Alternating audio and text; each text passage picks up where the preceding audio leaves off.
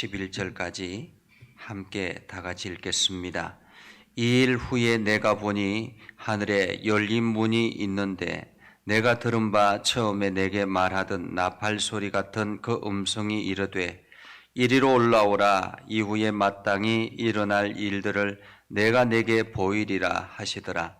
내가 곧 성령에 감동되었더니 보라, 하늘의 보좌를 베풀었고 그 보좌 위에 앉으신 이가 있는데 앉으신 이의 모양이 벽옥과 홍보석 같고 또 무지개가 있어 보좌에 둘렀는데 그 모양이 녹보석 같더라.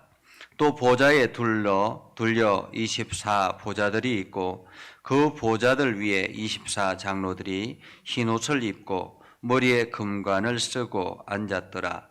보좌로부터 번개와 음성과 우레소리가 나고 보좌 앞에 켠 등불 7이 있으니 이는 하나님의 7영이라. 보좌 앞에 수정과 같은 유리바다가 있고 보좌 가운데와 보좌 주위에 4 생물이 있는데 앞뒤에 눈들이 가득하더라. 그 첫째 생물은 사자 같고 그 둘째 생물은 송아지 같고 그 셋째 생물은 얼굴이 사람 같고 그 넷째 생물은 날아가는 독수리 같은데 4 생물은 각각 6 날개를 가졌고 그 안에 주위에는 눈들이 가득하더라. 그들이 밤낮 쉬지 않고 이르기를 거룩하다 거룩하다 거룩하다 주 하나님 곧 전능하신 이여 전에도 계셨고 이제도 계시고 장차 오실 이시라 하고 그 생물들이 보좌에 앉아서 세세토록 살아계시는 이에게 영광과 존귀와 감사를 돌릴 때 24 장로들이 보좌에 앉으신 이 앞에 엎드려 세세토록 살아계시는 이에게 경배하고 자기의 관을 보좌 앞에 들이며 이르되 우리 주 하나님이여 영광과 존귀와 권능을 받으시는 것이 합당하오니 주께서 만물을 지으신지라. 만물이 주의 뜻대로 있었고 또 지으심을 받았나이다 하더라. 아멘. 오늘도 하나님의 은혜가 여러분에게 가득하기를 바랍니다. 여러분들이 하는 일들이 주님의 은혜로 가득 채워지는 복된 날들이 되기를 바랍니다.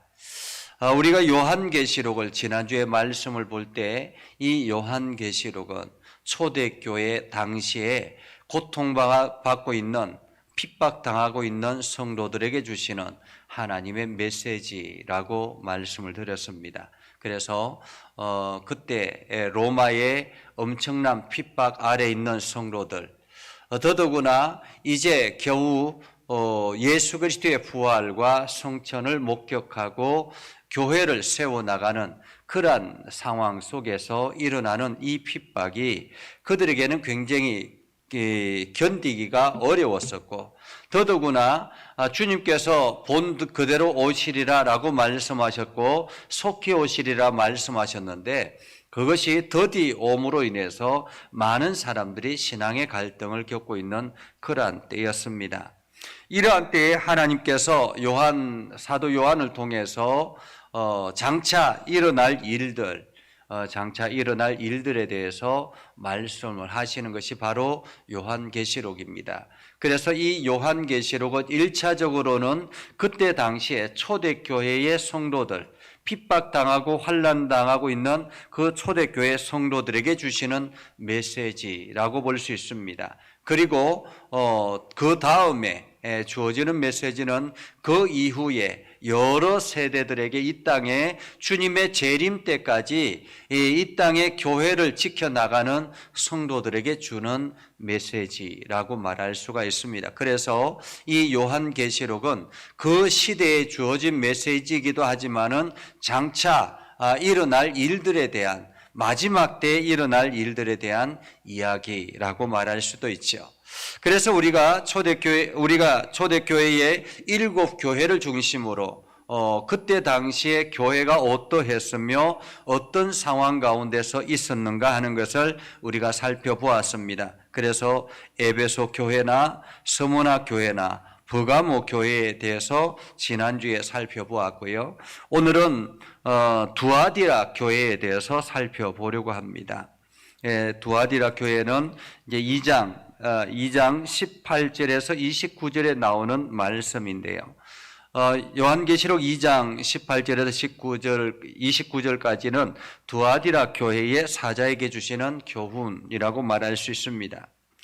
주님의 모습을 1차적으로 항상 그 교회에 대해서 뭔가 메시지를 전할 때에는 그 메시지를 전하는 주님의 모습이 어떠한가라는 것을 먼저 말씀하는데, 오늘은 주님의 눈이 불꽃 같다라고 말씀합니다. 불꽃 같다. 불꽃 같다라는 말은 통찰력의 날카로움을 이야기를 하고 있는 것이죠. 그래서 그는 불꽃 같고 그의 발이 빛난 주석과 같다라고 말씀하고 있는데, 이것은 하나님의 엄미하신 심판, 그래서 하나님의 분명하신 심판에 대한 이야기라고 말할 수가 있습니다. 그래서 주께서 두아디라 교회의 사자에게 말씀하시는데, 그 두아디라 교회의 사자의 문제점, 그 문제점을 통찰하시고 거기에 대해서 하나님께 분명하게 심판하실 것이다 라고 말씀하고 있는 거죠. 자, 그는 주님을 위해 많은 일을 했습니다. 두아디라 교회의 사자는 주님을 위해서 많은 일을 했지요. 또한 주님을 사랑했고 믿었고 섬겼고 인내했습니다. 그러나 그는 처음부터 꾸준하게 주님을 믿고 섬겼고 더 열심히 주를 믿고 섬겼습니다. 진실하게 주님을 믿고 섬기는 그러한 사자에게 문제점이 있었습니다. 그것은 바로 버가모 교회의 문제점과 같이 잘못된 자를 포용하는 것이었습니다. 열심은 있었는데, 교회를 향한 열심도 있었고 교회에서 여러 가지 다양한 일들을 행하면서 그리스도의 사랑을 온전히 섬겨나가는 그러한 일들을 했습니다. 그럼에도 불구하고 그에게 잘못된 점이 있다면은 잘못된 사람들의 그 잘못된 자를 포용하는 것에 문제점이다라고 말할 수 있습니다. 그것은 바로 선지자로 자처하여, 이게 사역자의 아내가 선지자로 자처하고, 사역자의 아내가 선지자로 여선지자로 자처하는 거죠. 자처하였을 뿐만 아니라 아합 왕의 아내 이세벨처럼 우상을 숭배했다라는 것입니다. 우상을 숭배했다. 왜 그런 경우들이 많이 있죠. 목회자들이 있는데 그 목회자들의 사모가 오히려 목회자보다 더 열심히 뛰어나가지고 이게 교회를 좌지우지하는 경우들이 굉장히 많이 있습니다. 그래서 목회자의 사역보다는 목회자의 사모가 은사 중심의 일들을 행하면서 마치 자기가 안수 기도를 하고 뭐 이렇게 기도 사역을 하는 사람들이 가끔씩은 있습니다. 이러한 사람들이 오히려 말씀의 권위보다는 자기의 어떤 영역을 더 넓혀 나가는 이런 경우들이 있죠. 오늘 아합 왕의 아내 이세벨처럼 그렇게 행하는, 자기 주도적인 어떤 일들을 행하는, 그래서 우상의 재물을 먹게 하고 자기 마음대로 우상 숭배를 하게 하는 이러한 문제, 이것을 용납했다라는 것입니다. 사실 이게 와이프가 그렇게 막 나가면 이게 제재하기가 참 쉽지 않은가 봐요.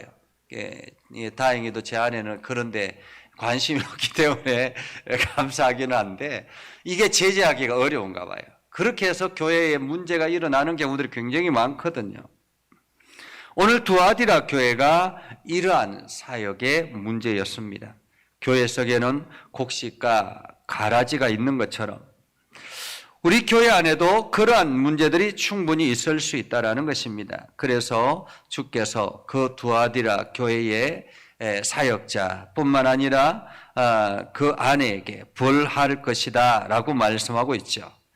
그래서 그 벌에 대해서 첫 번째는 그의 침상에 던지는 것이다. 한마디로 병상에 눕게 할 것이다 라는 말이죠. 이게 병이 들 것이다 라는 말이고요. 굉장히 무서운 일이죠. 두 번째는 그로 말미암아 간음하는 자들 만일 그 행위에 해결치 아니하면 큰 환난 가운데서 던지는 것이다. 그러니까 이게 사역자의 아내가 마치 그렇게 하면서 헌금을 강요하고 뭐 이런 일들을 행하다 보면 이게 마치 돈벌이가 되는 것처럼 그렇게 행할 수 있다라는 것입니다. 이것을 이게 주동하는 또 따르는 그 세력들이 또 있잖아요. 혼자서 그렇게 해 나가지 않거든요. 거기에 또 다른 세력들이 있기 때문에 이러한 사람들도 환난을 면치 못할 것이다라는 거죠. 그리고 그의 자녀들에 대한 심판도 과감하게 행할 것이다라고 말하고 있습니다. 자녀들을 죽일 것이다라고 말하고 있죠. 이처럼 이 두아디라 교회가 그렇게 하나님 앞에 열심은 있었지만은 이러한 것들에 대해서 온전히 바로 서지 않았기 때문에 하나님 그들을 심판하시겠다라고 말씀합니다. 그러나 감사하게도 두아디라 교회는 성도들은 그 여자의 교훈을 받지 아니하고 사탄의 깊은 것을 알지 못하는 성도들이 남아있더라. 한마디로 말씀 앞에 바로 서는 그러한 성도들도 많이 있었다라는 것입니다. 그래서 그 남아있는 성도들에게 다른 짐을 지우지 않으시고 오히려 그들이 끝까지 굳게 붙잡으라 라고 그렇게 말하고 있습니다. 굳게 붙잡으라. 이 말씀은 말씀에 바로 서라. 끝까지 말씀에 바로 서라 라는 말이죠. 자, 그러면 새벽별같이 하나님께서 광명한 새벽별같이 그를 찬란하게 빛나게 하실 것이다 라고 말씀하고 있습니다. 그 다음에는 사대교회의 사자에게 주시는 교훈이죠. 사대교회. 하나님의 7영은 성령을 가리킵니다. 완전한 영을 말하죠. 하나님의 7영. 예수님께서 하나님의 7영을 가지고 계십니다. 그 성령을 말씀하고 있죠. 그분은 완전한 지혜와 지식과 통찰력을 나타냅니다. 그래서 주께서 사대교회의 목사의 행위를 익히 아시고 그 행위에 근거해서 그를 판단하셨습니다. 그는 살아있다라는 이름을 가지고 있습니다. 그와 그의 교회는 사람들이 보기에 매우 활동적이고 또한 그렇게 알려져 있었던 것입니다. 그래서 활동적이라는 말은 굉장히 건전하다라는 표시가 아니라 굉장히 열심히 있다라는 말이죠. 굉장히 열심히 있는 사람들이었습니다. 사대교회는 살아있다는 이름을 가졌으나 실상 죽은 자라라고 말씀합니다. 죽었다라는 말은 무슨 뜻입니까? 영적으로 죽었다라는 말입니다. 교회가 다양한 행사들을 알고 열정을 가지고서 엄청난 일들을 행하지만은 그 안에 하나님의 영이 죽어 있으면 그 교회는 죽은 것이다라는 것입니다. 오늘 사대교회가 바로 그러한 곳이었습니다. 그래서 겉으로 보기에는 화려하지만은 그 속은 죽어 있는 그러한 상태였다라는 것입니다. 그래서 그 남아있는 것까지 그대로 내버려 두면 결국에는 완전히 이 생명을 잃어버리게 된다라는 말이죠. 그래서 행위의 온전함은 거룩하고 의롭고 선하고 진실된 행위에 근거를 두어야 한다라는 것입니다. 우리가 영적으로 죽었다라는 것, 그것은 우리의 삶이 세상의 것들에 치우쳐서 내가 온전히 하나님을 의지하지 아니하는 그러한 상태를 말하고 있는 것입니다. 그래서 그 교회에 흰옷 입고 주와 함께 다닐 자들이 있다라고 말합니다. 그들은 주님 보시기에 합당한 자들이라고 말하죠. 흰옷 입었다라는 말은 순결하다라는 말입니다. 그래서 그들은 반드시 생명책에 기록하고 결코 지워지지 않을 것이다 라고 말하죠. 그래서 우리가 어떠한 상황 가운데서도 주님만 바라보는 믿음이 필요하다라고 말할 수 있습니다. 그 다음에는 빌라델비아 교회 사자에게 보내는 편지이죠. 이 빌라델비아는 주께서는 자신을 거룩하고 진실하다라고 말씀합니다. 다윗의 열쇠로 문 곧 천국문을 열기도 하고 닫기도 하신다라고 말씀하셨습니다. 이러한 주님께서 빌라델비아 교회에 열린 문을 주셨다라고 말하죠. 그리고 그것은 아무도 닫을 수 없는 문이라고 말씀합니다. 한마디로 확실한 보장이라고 말할 수 있습니다. 열면 닫을 자가 없다라고 말하죠. 이 빌라델비아 교회에 이렇게 열린 문을 주신, 키를 주신 이유는 무엇일까요? 그것은 적은 능력을 가지고도 그의 말씀을 지키고 그의 이름을 배반하지 않았기 때문입니다. 적은 능력을 가지고도 끝까지 말씀을 지키며 배반하지 않았다라고 말하죠. 열린 문을 주신 것은 하나님의 은혜이지만 인간 편에서는 끝까지 주님 앞에 헌신하며 달려가는 그러한 사람이었다라는 것입니다. 작은 능력을 가지고도 끝까지 주님의 말씀을 지키고 그 이름을 부인하지 아니하는 사람, 그 사람이 바로 빌라델비아 교회 성도들이었습니다. 오늘날 많은 사람들이 대형화, 화려한 것들을 굉장히 좋아합니다. 우리가 보면 90년대까지만 해도 많은 사람들이 개척교회에 헌신하려고 하는 사람들이 많았습니다. 그렇죠? 그래서 개척교회가 생기면 그곳에 일부러 헌신하려 들어가는 사람들이 있었거든요. 근데 요즘은 개척교회나 작은 교회를 오려고 하는 사람들이 많지 않습니다. 왜냐하면 크고 다양하고 여러 가지 많은 혜택을 누리고 싶어 하기 때문에 많은 사람들이 대형 교회를 찾아가고 조금 더 안정된 교회를 찾아가는 경우들이 참 많이 있습니다. 그러나 하나님 나라는 내가 어떠한 곳에 위치하고 있느냐가 중요한 것이 아니라 내가 어떤 삶을 살아가고 있느냐가, 어떤 가치 기준을 가지고 살아가느냐가 더 중요하다라는 것입니다.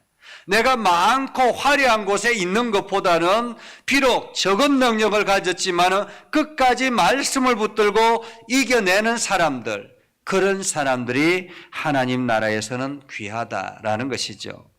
오늘 빌라델비아 교회가 바로 그러한 사람들이었습니다. 힘과 재능이 없다고 핑계하지 말아라라는 말이죠. 보잘것없는 재능을 가지고 있을지라도 두렵고 떨릴지라도 힘을 내서 말씀을 지키고 나아가는 사람, 끝까지 주님의 이름을 부인하지 아니하고 나아가는 사람들, 이런 사람들이 바로 빌라델비아 교회이고 또한 빌라델비아 교회처럼 이러한 은혜를 입게 된다는 것입니다.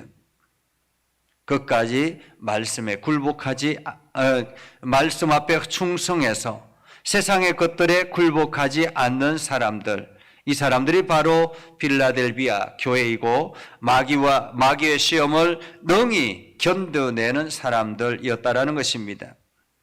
이러한 사람들에게 하나님께서는 열린 문을 주시겠다. 천국의 문이 항상 그들을 향해서 열려 있다라는 말이지요. 그 다음은 라오디게아 교회의 사자에게 주시는 말씀입니다. 라오디게아 교회. 주 예수 그리스도께서는 진실하고 충성되고 참된 증인이라고 말씀합니다. 그는 하나님 아버지께서 주신 사명 곧 만세 전에 그가 택하신 자들의 대속 사역을 이루시는 일에 충실하였고 그의 뜻을 참되게 증거하였다라고 말하고 있죠. 주께서 자기 자신을 그렇게 표현하는 이유는 라오디게아 교회가 교회에 주시는 메시지라고 말씀하고 있습니다. 한마디로 라오디게아 교회는 하나님의 진리에 대한 확신이 없었고 충성하지 못했다라는 것입니다. 이 라오디게아 교회를 보면 그 교회는 이게 여유가 넘치는 곳이었습니다. 물질적인 풍성함이 있는 곳이었습니다. 넉넉하고 풍성한 곳이었지만은 오늘 성경에서는 내 행위를 아노니 차지도 아니하고 덥지도 아니하다라고 말하고 있죠. 한마디로 미지근하여 덥지도 아니하고 차지도 아니하였다라고 말하고 있습니다. 제가 터키에 선교하러 잠깐 다녀왔을 때에 이 터키 지역에 이제 라오디게아 교회를 그 선교사님이 설명을 해주시는데 이 지역은 온천 지역이라 그래요. 그러니까 이게 뜨겁지도 아니하고 차지도 아니하고 그러니까 애매모호한 그러한 상황이더라라는 것입니다. 그릇처럼 이 라오디게아 성도들이 그러한 미지근한 신앙생활을 하고 있었다라는 것입니다. 한마디로 결단하지 않는다라는 말이지요. 한마디로 하나님의 말씀 앞에 바로 서지 않는다라는 말입니다. 오히려 소문화 교회와 정반대의 모습이라고 말할 수 있죠. 외적으로는 빈곤하였으나 내적으로는 부유한 자였지만은, 그러나 라오디게아 교회는 외적으로는 부유하였으나 내적으로는 빈곤한 자라고 말할 수가 있습니다. 하나님께서는 그들에게 불로 연단한 금은 흔들리지 않는 견고한 믿음을 말하는데 책망과 권명과 회개를 촉구하며 나옵니다. 그래서 뜨겁거나 차지 아니하면 그는 온전히 하나님 앞에서 버림받게 될 것이다라는 거죠. 이렇게 7 교회에 대해서 말씀하시면서 오늘날 교회가 어떠해야 되는가라는 것을 말씀하고 있죠. 오늘날 교회는 분명히 이 7 교회들처럼 여러 가지 세상으로부터 많은 공격이 있을 것이다라고 말합니다. 교회가 세상으로부터 공격이 없는 것은 아닙니다. 그래서 여러 가지 성도들이 이 신앙생활 하는데 어려움들을 겪을 것이다라고 말합니다. 그러나 문제는 그 신앙생활을 세상으로부터의 공격 가운데서 어떻게 대처하며 살아가는가, 어떻게 대처하며 살아가는가에 따라서 하나님의 평가가 다르다라는 것입니다. 이 사람이 많은 일들을 행하고 열심을 가지고 다양한 일들을 행하는 그러한 일을 행하는가, 아니면은 그렇지 아니하고 그냥 아무런 일도 행하지 아니하는가, 이런 것의 문제가 아니라 그 사람의 내면이 얼마나 하나님 앞에 진실되는가, 주의 말씀을 붙들고 나아가는가, 이것이 더 중요하다라는 것입니다. 신앙생활의 화려함보다는 진실된 마음이 더 중요하다라는 것을 말씀하고 있죠. 그리고 끝까지 말씀을 붙들고 견디는 사람. 그래서 비록 내가 부족하다 할지라도, 내가 연약하다 할지라도, 내가 많은 것들을 가지고 있지 않다 할지라도 끝까지 붙들고 나아가는 사람들, 그러한 사람들이 바로 이기는 사람들이요, 하나님 마지막 때에 하나님 앞에 칭찬 듣는 사람들이라는 것입니다. 자, 그리고 난 다음에 4장에 가서는 하늘 보좌의 광경을 말씀하고 있습니다. 이제 이렇게 교회에 대해서 말씀하시고 난 다음에 이 사도 요한을 데리고는 이제 하늘 보좌, 하늘의 보좌를 보여주십니다. 이제 세상의 교회들에 대해서 말씀하시고 난 다음에 하늘의 이야기를 지금부터 하기 시작한다라는 거죠. 하나님의 계획하심이 어디에 있는가? 하나님의 계획이 어떠한가 하는 것을 지금 말씀하고 있습니다. 엄청난 박해를 받고 있는 성도들에게 하나님의 비밀을 말씀하시는 거죠. 자, 사도 요한이 바라보는 하늘 광경은 이렇습니다. 보좌에 앉으신 이가, 이렇게 말하죠. 보좌에 앉으신 이가 하늘에 열린 문이 있는데 거기에 보좌에 앉으신 이가 있습니다. 그리고는 거기에 보면 오른손에 책을 가지고 있다라고 이야기합니다. 책을 가지고 있다. 4장 5절 하늘의 예배가, 4장에 보면 하늘의 예배가 있고, 그리고 난 다음에 보좌에 앉으신 이가 있고, 그리고는 그 보좌에 앉으신 이가 보면 다양한 색깔의 보석들로 비춰지고 있습니다. 그래서 벽옥은 그의 거룩한 영광, 홍보석은 공의와 심판의 모습, 무지개는 신실한 긍휼의 약속, 녹보석은 그의 선하시고 아름다우신 모습, 이러한 것들을 의미하거든요. 그러니까 한마디로 이 모든 것들은 그리스도의 그 어떤 성품에 대한 이야기입니다. 그리스도는 어떠하신 분인가? 자, 이렇게 보좌에 앉으신 이가 있는데 오늘 거기에 보면 12보좌가 보여지고 있죠. 그죠? 24보좌들이 있고 라고 말합니다. 4절에 보면 24보좌들이 있고, 거기에는 24보좌가 있고 24장로들이 있습니다.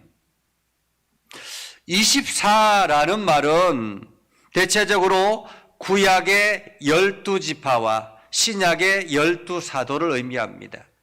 그래서 구약의 12지파는 이스라엘을 총칭하죠. 신약의 12사도는 교회를 총칭합니다.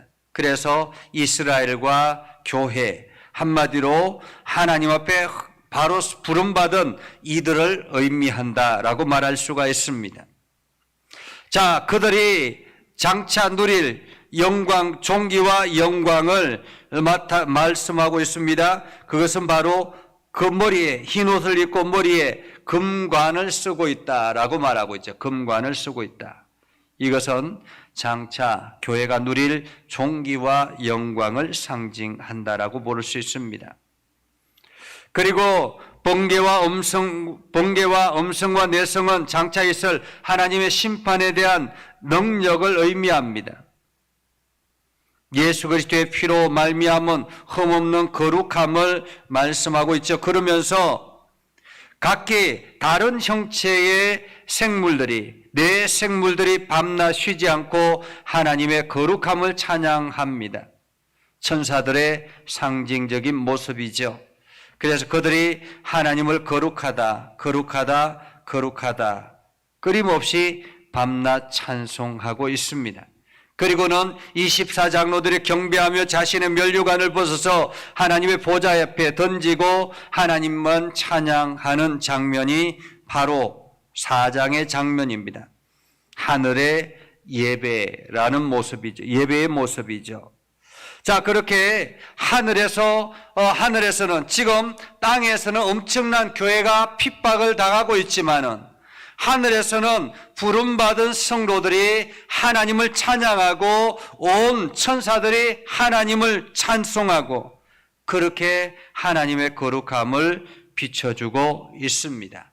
그래서 하늘의 광경과 땅의 광경이 완전히 다르다라는 것을 볼 수 있죠. 자, 그렇게 해서 하늘의 광경이 비춰지면서 이제 조금 더 하나씩 집중하기 시작합니다. 제일 먼저는 보좌에 앉으신 이의 오른손에 두루마리가 있으니 오른손에 책이 있다라는 말이죠. 지금으로 말하면 책입니다. 그렇죠? 그때 당시에는 두루마리지만은 지금은 책이죠.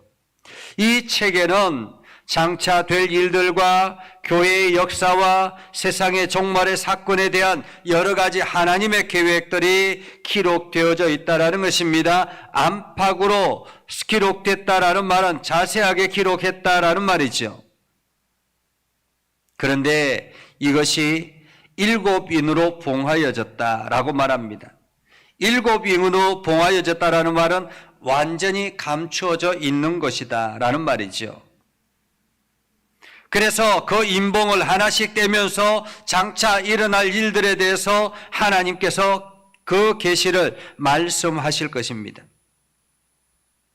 그런데 지금은 아무것도 알 수 없는 거예요. 그러니까 하늘에 그 책들 두루마리의 책이 있는데 장차 일어날 일들에 대해서 책이 있는데 그것이 인봉이 되어 있어서 알 수가 없으니까 오늘 요한은 크게 울었다라고 말합니다. 크게 울었다. 왜냐하면 지금 땅에서는 죽겠다고 난리를 치고 온통 고통의 신음 속에 있는데 지금 그 장차 일어날 일들에 대해서 알 수 없으니 얼마나 안타깝고 답답하겠습니까? 그래서 울었다라는 말이죠. 그때 장로 중 한 사람이 요한에게 울지 말라라고 말씀하시면서 반드시 예수 그리스도께서 가르쳐 주실 것이다라고 말하죠. 그래서 오늘 그 가르쳐 주실 분, 유다 지파의 사자요 다윗의 뿌리 이렇게 말씀하고 있습니다. 이것은 곧 이새의 뿌리에서 한 가지가 날 것이다라고 말씀하시는 이사야의 예언처럼 바로 예수 그리스도를 의미합니다. 그가 모든 것들을 이제 밝힐 것인데, 이제 주 예수께서 그 마귀의 시험과 죄와 세상의 악을 이기시고 십자가 위에서 구속의 사역을 감당하시고 이제 그것들을 하나씩 밝혀주실 것이다라고 말씀하고 있습니다. 자, 그때 이제 이 책을 취할 때 네 생물과 24장로들이 다 주님 앞에 엎드려, 어린 양 앞에 엎드려 경배했다라고 말하고 있죠. 자, 그러면서 이제 6장부터는 하나씩 봉해진 인이 떼어질 때마다 장차 일어날 일들에 대해서 이야기를 합니다. 먼저는 첫째 인을 뗍니다. 첫째 인을 떼실 때 요한은 흰말과 그 탄자를 보았다라고 말하고 있죠. 우리의 소리가 나더니 흰말이 있는데 라고 말합니다. 여기서 흰말은 성결과 오일을 나타나죠. 그래서 흰말과 그 탄자는 예수 그리스도의 복음의 사역을 감당하는 사역자를 상징하듯이, 그래서 거룩한 심판의 사역을 상징하고 있습니다. 그 다음에는 둘째 인을 떼시니까 이번에는 붉은 말과 그 탄자가 나타납니다. 한마디로 붉은 말은 전쟁을 상징하죠. 큰 칼이 있다라고 말합니다. 큰 칼을 받은 것은 전쟁으로 인해서 엄청난 사륙이 일어날 것이다라고 말합니다. 요즘으로 말하면 대량 살상 무기가 있을 것이다라는 말이죠. 세 번째는 검은 말을 탄자가 나옵니다. 검다라는 말은 기근을 상징합니다. 손에 저울을 가진 것은 식량 배급의 상징을 의미하는데 이 배급이 엄청나게 부족할 것이다라는 거죠. 그래서 한 데나리온은 노동자의 하루 품삯인데 이 한 데나리온으로 보통 사람의 1일분의 음식, 식량밖에 구할 수가 없다라는 것입니다. 열심히 하루 벌어가지고 한 사람의 먹을 양식도 겨우 얻을 수 있을 정도로 엄청난 기근이 일어나게 되고 식량의 부족함이 있을 것이다라고 말하고 있습니다. 그리고 청황색 말과 그 탄자가 나타나는데 이것은 청황색은 사망을 상징합니다. 엄부는 무덤을 의미하는데 4분의 1이 전쟁과 기근과 사망으로 인해서 무서운 전염병과 땅의 짐승들로 인해서 죽을 것이다라고 말하고 있죠. 이것이 초대교회에 주어지는 하나님의 메시지입니다. 장차 하나님의 인을 이렇게 떼면 이러한 일들이 일어나게 될 것이다라는 거죠. 그리고는 다섯째 인을 떼실 때 순교자들의 영혼들이 제단 아래에서 탄원하는 것을 보게 되는데요. 이 순교자들은 한마디로 복음의 말씀을 지키고 나아갔다가 희생당한 사람들을 말하죠. 그래서 마지막 때가 되면, 하나님의 심판의 때가 되면 이러한 순교자들이 일어나게 될 텐데 이들에게는 흰 두루마기를 주셨다라고 말합니다. 그래서 이들은 하나님 앞에 온전히 부름받는 사람들이 됐다라는 말이죠. 그래서 여섯째 인을 떼실 때 사도 요한은 큰 지진과 전체에 큰 변동이 일어나는 것을 보는데 이것은 천재지변이 일어나게 된다는 말입니다. 그리고는 이러한 일들이 일어남으로 인해서 땅의 임금들과 왕족들과 장군들과 부자들과 강한 자들, 이러한 사람들이 온통 이 하나님의 진노에 피할 곳을 찾게 급급하게 될 것이다 라고 말하고 있죠. 그렇게 해서 6장까지 일어나는 일들입니다. 그리고 난 다음에 7장에 가면 입 맞은 자들과 흰옷 입은 무리들이라고 나오는데, 이러한 지금 하나님의 진노가 임하면 이러한 엄청난 사건이 일어나게 될 텐데 이 가운데서 살아남는 자들이 어떤 자들인가라는 거죠. 어떤 자들인가. 그것이 바로 7장에 나오는 입맞은 자들이라고 말합니다. 환난 시대에 살아남은 사람들. 그것은 바로 머리에 하나님의 인을 맞은 사람들입니다. 그것은 하나님의 백성으로 확정된 구원이 보장된 사람들입니다. 고난받는 성도들에게 이 보장된 하나님의 백성의 신분, 이것이 큰 위로가 되는 것이죠. 그래서 여기에 12지파가 등장하게 되고 이 14만 4천이 등장하게 됩니다. 그래서 입맞은 사람들이 어떠한가라는 것인데요. 입맞은 사람들, 그것은 14만 4천이라. 이것은 단순히 숫자를 의미하는 것이 아니라 12 곱하기 12 곱하기 1000입니다. 한마디로 12지파와 12사도, 거기에다가 1000을 곱하는 것인데, 이 1000은 충만한 수를 의미하거든요. 1000은 충만하다. 그러니까 히브리어로 1000이라는 숫자는 충만하다라는 것을 상징합니다.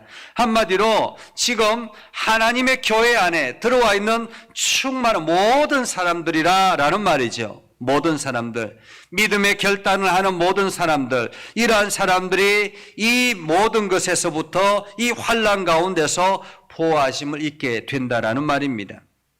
근데 이것을 마치 이단들은 14만 4천이라 그렇게 해서 14만 4천 명만 딱 이렇게 들어온다라고 이야기를 합니다.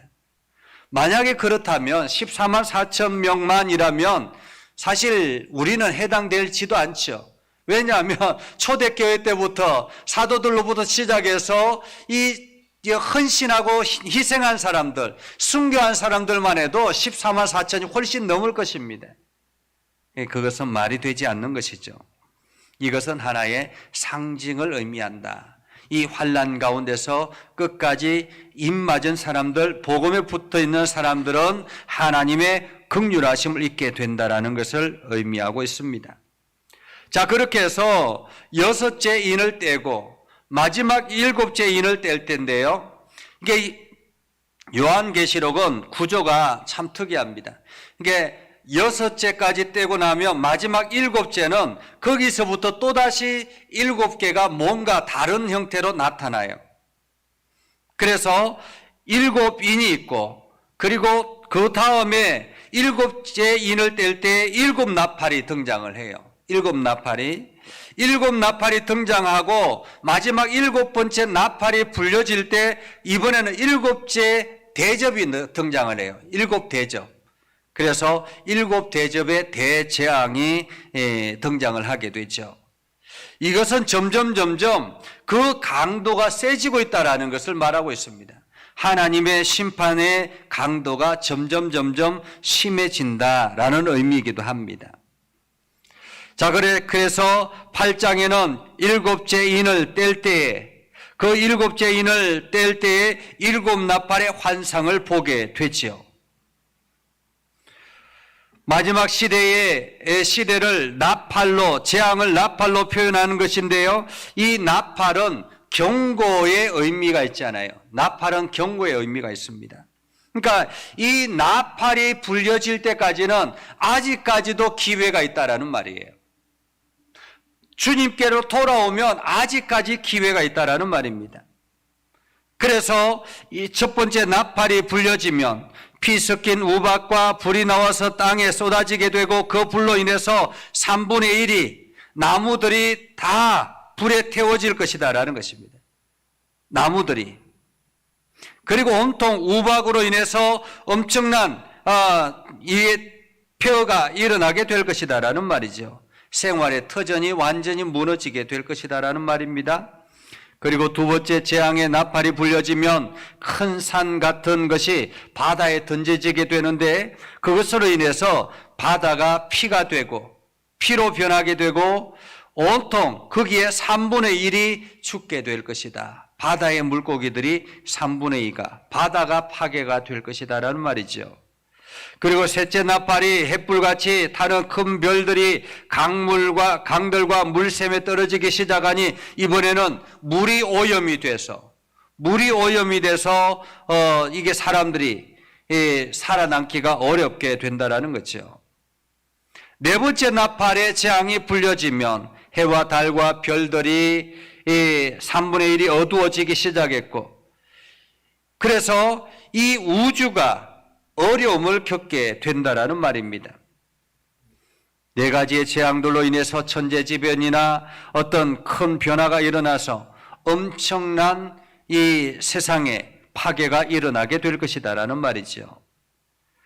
그리고 9장부터는 다섯째 나팔부터 불기 시작하는데, 다섯째 나팔도 마찬가지입니다. 한 별이 등장하는데 무정행으로부터 열쇠를 받았고, 그 별이 땅에 떨어지자 큰 구멍이 나기 시작했고, 그 별이 그 충격으로 인해서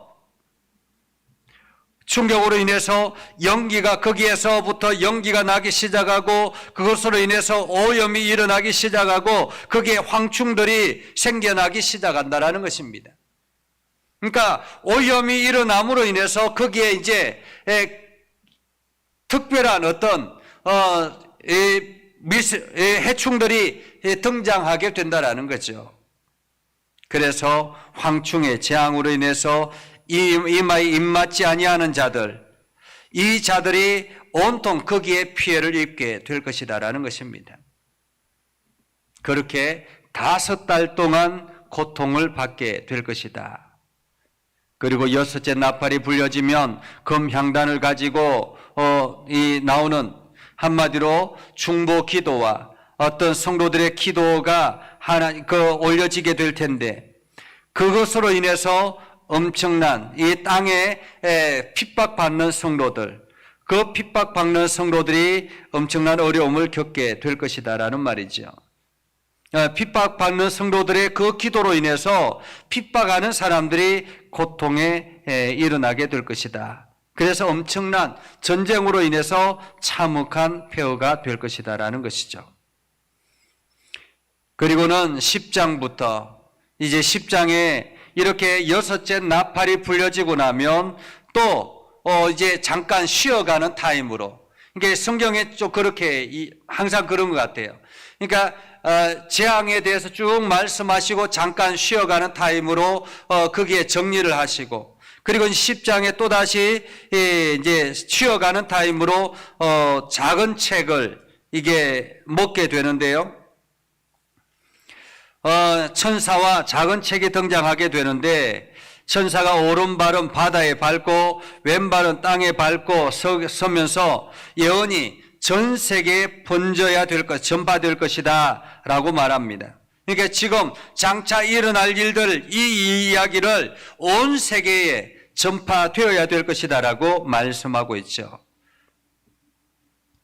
그렇게 해서 이제 천사와 작은 책에 대한 이야기가 있고 난 다음에 또다시 이제 11장에 두 증인이 등장합니다. 두 증인. 또 내게 지팡이 같은 갈대를 주며 말하기를, 일어나서 하나님의 성전과 제단과 그 안에 경배하는 자들을 청량하되, 이렇게 말해, 청량하되. 성전 바깥 마당은 청량하지 말고 그냥 두라, 이렇게 말하죠. 성전 바깥 마당. 성전 바깥 마당은 무엇이겠습니까? 이 바깥 마당은 하나님 앞에 예배하는 자들이 아니라 그 예배하러 이렇게 구경꾼들, 이렇게 이 구경꾼들이나 그냥 어중간하게 왔다 갔다 하는 그러한 사람들, 한마디로 지금으로 말하면 그냥 교회만 밟기만 하는 사람들, 헌신하지 아니하고 그냥 발만 디딘 사람들, 이런 사람들을 말할 수 있습니다. 그러한 사람들은 내버려두지, 청량하지 말고 그 안에 있는 온전히 헌신하는 자들만을 청량하라 라고 말하고 있죠. 그래서 세상적인 유익을 따라서 다니면서 습관적인 신앙생활 하는 사람들, 그들은 내버려 두라라는 말이죠. 그렇게 해서 이제 그들에 대해서 청량하라 라고 말씀하시고, 두 증인으로부터 그 두 증인이 등장하게 되는데, 이 두 증인은 이게 하나는 아마도 적 그리스도, 두 증인들과 싸워서 이기고 그들을 죽일 것이다. 적 그리스도가 나타나서 이 두 증인을 싸워서 죽일 것이다라고 말하는데, 이 두 증인은 구약에서는 모세와 엘리야 같이 신약 시대 때 교회를 상징합니다. 그러니까 이게 증인은 교회를 상징하는 거죠. 그래서 이때 당시에 증인은, 이 히브리 민족들에게는 증인은 반드시 2명 이상을 증인으로 채택을 한다라는 거죠. 그래서 그리스도의 말씀에 증인되는 사람들, 그 사람들이 두 증인들입니다. 즉 그리스도가 그 두 증인들과 싸우게 되고 오히려 그들을 죽일 것이다라고 말합니다. 그들을 죽일 것이다. 그래서 성도들이 엄청난 핍박으로 인해서 죽임을 당하게 될 것이다라고 말하죠. 그러나 그 두 증인이 다시 3일 반 동안 보임의 무덤에서 다시 일어나고 그 후에 생명이 되찾아서 다시 살아나서 오히려 그걸 구경하는 자들은 크게 두려워할 것이다라고 말하고 있죠. 다시 한번 그 두 증인들이 다시 일어나서 하나님 앞에 헌신하게 될 것이다라는 것을 말씀하고 있습니다. 자, 이렇게 해서 6째 나팔까지가 우리가 이 이야기가 진행이 되고, 마지막 7째 나팔이 불려질 때 다시 큰 음성이 들려지며 천군 천사의 외치는 소리가 들려지고 24장로들이 화답을 하고, 이것으로 인해서 하늘의 성전이 열려지는 광경이 일어나게 됩니다. 자, 오늘은 시간이 많이 갔기 때문에 여기까지 하고요. 다음 주에 12장부터 다시 말씀을 살펴보겠습니다. 왜냐하면 이 요한계시록이 좀 복잡하기 때문에 이게 조금 다른 성경들보다는 조금 더 자세하게 설명하는 것이 필요하겠다 생각이 되어서 이렇게 조금 더 자세하게 살펴보았습니다. 기도하겠습니다. 거룩하신 아버지 하나님, 오늘을 감사합니다.